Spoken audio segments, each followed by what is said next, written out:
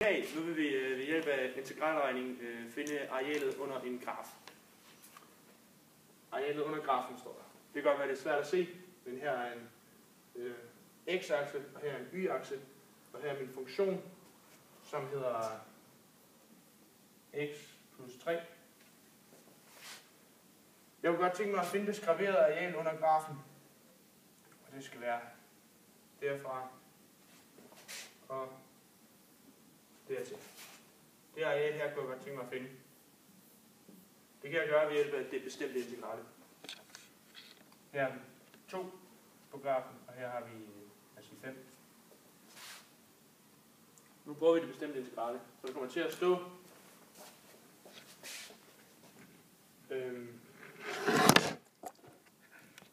hvad skal der så stå der? 2 og 5 af x plus 3. Så skal vi finde stamfunktionen. Det gør således. Og så er det så der, at jeg går lidt lost fan nu. Ja. Nå ja, for fanden. Så skal vi tage den nye, eller? Nej, det er fint. Okay.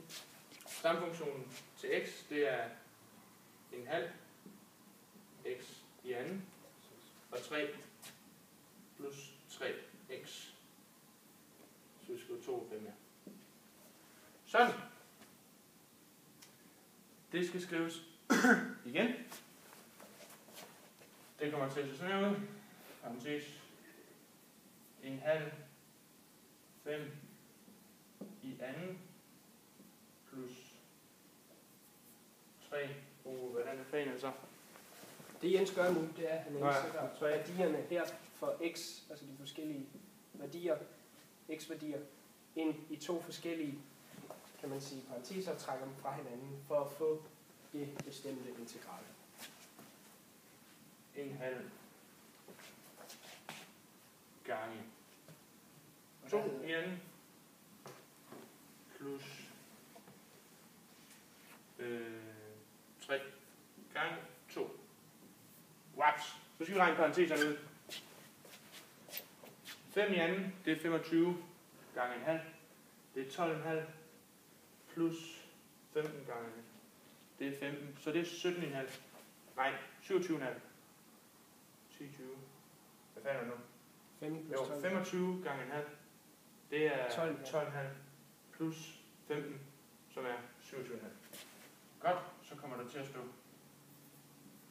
27,5 minus 2 i anden, det er 4 gange en halv, det er 2 plus 3 gange 2, som er 6. Så det kommer til at stå 2 plus 6, som giver 8. Det kommer til at stå 27,5 minus 8, som giver 19,5.